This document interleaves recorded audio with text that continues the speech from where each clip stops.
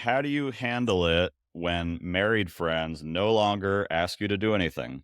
Mm, this is one of the unfortunate realities of divorce. Um, Sometimes friends feel like they have to choose sides, or they feel like you don't really fit into their lives anymore now that you are single.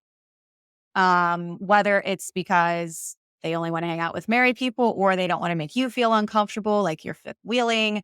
It could be a myriad of reasons. And this is a loss that many people grieve, and understandably so. It's a reminder that divorce, while it can be liberating and freeing, also sometimes means saying goodbye to certain aspects of your former life. And that's hard.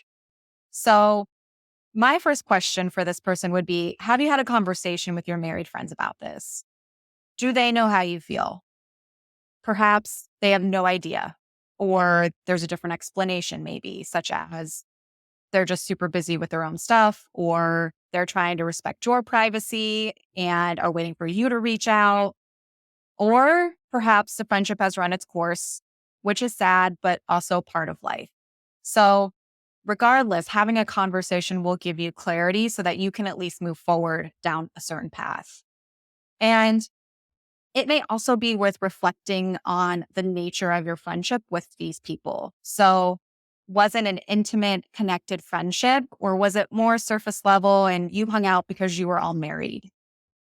Something that I've noticed as I continue to age and after going through my own divorce is that I really care about quality over quantity when it comes to friends. So personally, I would rather be close friends with a handful of people who are always there for me rather than casual friendships with 30 people that are more surface level.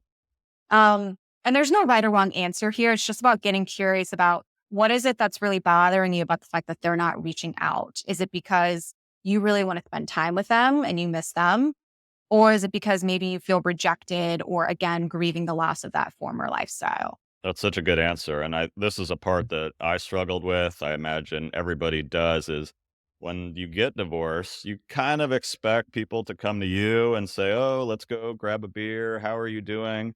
Reality is they maybe in the beginning ask how you're doing and congrats, this is gonna be great, but they kind of check out a little bit, and what happens is it's like now it's on us to initiate these interactions, and that feels a little needy. It feels like, Kara, I asked you if you want to have a beer one time. You said, I'm busy. And then it's like the second time, and now I give up. And so, yeah, it's uncomfortable when you feel like people should be out looking after me, but they're kind of just in their own lives. And that's something that I really empathize with people. It's like you want people to look after you, but in reality, you've got to get uncomfortable and initiate these conversations. Even like you said, tell people, I've got no problem hanging out with you and your husband. They might be like, oh, we thought it was weird. But when you never have that conversation, they're never gonna know.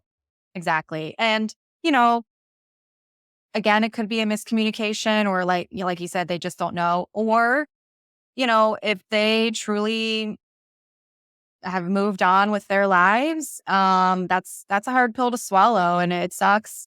But what is it, like the Maya Angelou quote? Like when people tell you who they are, believe them. So if they're showing you either by their words or actions that they're not going to continue to be a friend for you, then at least you have clarity and you can decide to spend your time with people who truly value you and want to be with you. Yeah, it's really important. Like you will learn from that conversation if this is somebody that you want to continue with.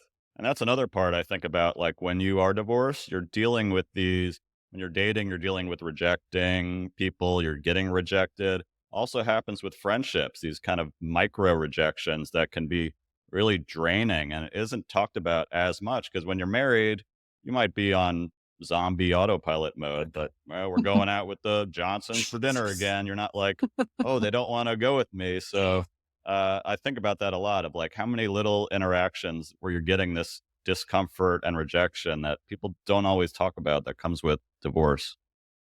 Yeah, totally. And some of my clients who I work with are post divorce, and relationships with friends comes up often because I mean, divorce is a new chapter of your life. And so you have to really decide what you want that chapter to look like. And that might mean leaning into certain friendships and backing away from others. So it's all just about exploration. Well, Kara, this was awesome. You nailed all these questions. Let people know where they can find you. Sure. I'm on Instagram. My name is at Kara Francis Coaching.